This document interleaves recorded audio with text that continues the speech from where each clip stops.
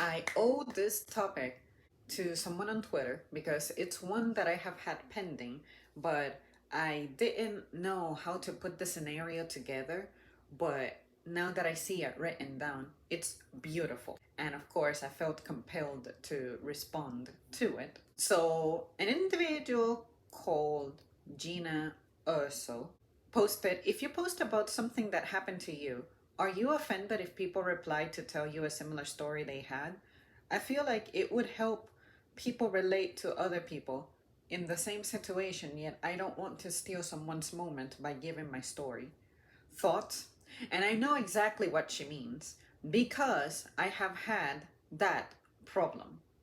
So my reply was, I've never understood people being sensitive over that. It's like you have to tell them, I care about your misery. I'm not trying to upstage you. One of the ways I bond with people is by sharing my own story that may be similar so we can be drawn together over a similar tragedy. Say, when someone tells me they're sick or hurt themselves, if I happened to have gone through something similar myself, I will share since you're sharing. I'm not competing against your story. I am sharing relevant, relatable information. I'm not going to tell you instead, you know what? I had strawberries for lunch. Imagine how dumb that would be. Is that what I have to do if I don't have a comment of any capacity? Is that what you want me to say? Do you want me to say something completely unrelated so that I don't steal your moment? Also, feeling that way is stupid and nothing else. It's a maturing opportunity, if you ask me. I have wanted to make a topic about this because I guess when people do something like that, I guess if we go by social protocol or social appropriateness, you must be reacting in a way that's comforting, I guess, for this person. When did that become my job? If I see you and you're doing okay and you're fine and you're not bleeding and you're not convulsing and you're not dying and you're fine mentally, you're getting things done, you're moving, you're taking showers, you're eating, if you're functioning, why make a big deal about it? Why fuel it? Why feed it with drama? There's a part of me that makes me feel like people say that because they want for me to express my empathy. And to me, what other way to show empathy than to tell you, well, I went through something like that, therefore I can relate.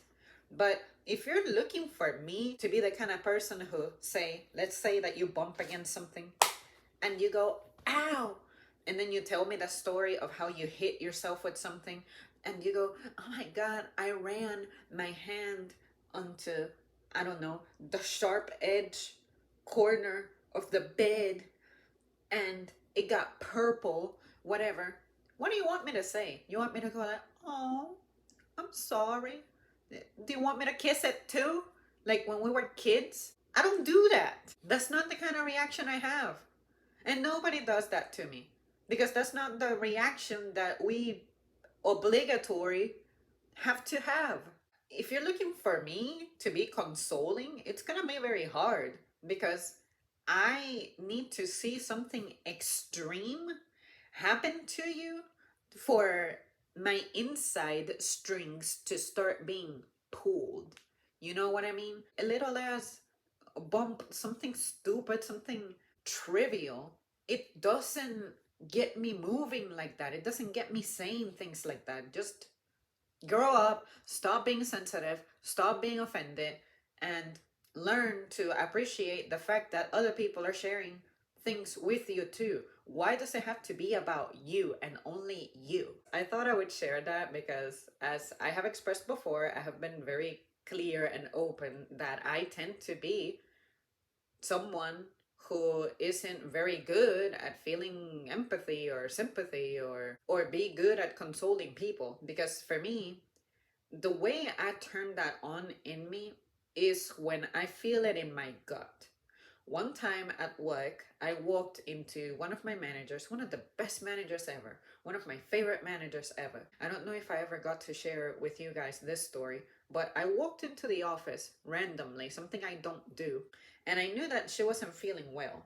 But then I happened to exit out of the office, and then another supervisor was telling me something like, "Oh, um, yeah, so this manager's gonna hang out in the back because she's not doing so well." And I'm like, "What do you mean she's not doing so well?" So I decided to like very timidly peek further into the office and actually face her because I saw like a side profile of her. I didn't actually see her face. So I was like very timidly, very shyly, like peeking through the door. When she looked toward me, her face was red and she was absolutely bawling her eyes out. And then she tried to say, "Is there something I can do for you, Zam?" And I was like, "Is there something I can do for you? Because your face is like melting from all those tears. What happened?" I didn't say that. But what I did was I like slowly walked in.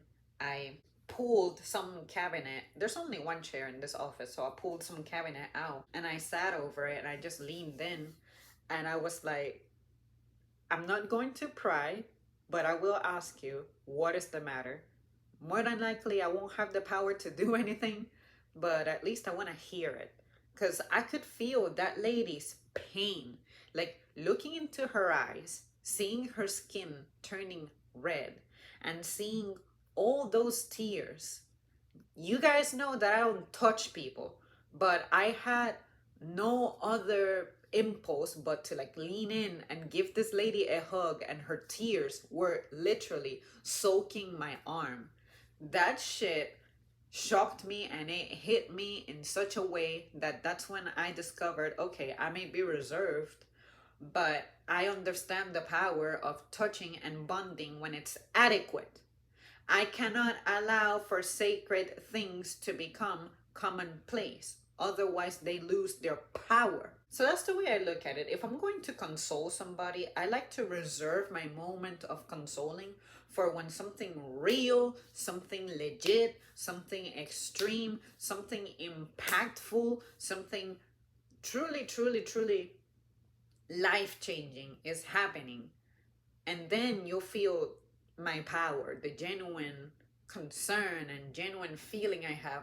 But every day you're telling me something stupid, you nicked your hand or something like that, and what about it? Did a worm crawl up your wound? Because if it did, okay, that's different. But if it's something little and basic, you can mention it, but don't expect for me to be like, "Oh, I'm sorry," because I'm just not that kind of person. I wasn't raised to be like that. No one has been like that toward me. And it's just weird to me to be expected to be mindful of what I say to someone in that instance, because I don't need to steal their moment. I cannot upstage them. I'm not competing against your tragedy. I'm just sharing. You have shit going on in your life.